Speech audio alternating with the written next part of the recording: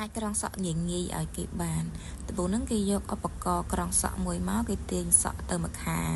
ហើយបន្ទាប់មកទៀតគេដាក់មកម្ខាងទៀតវត្តសក់ម្ខាងទៀតទាញមកដូចគ្នាទាញខ្វែងគ្នាចុះក្រោមអញ្ចឹងមក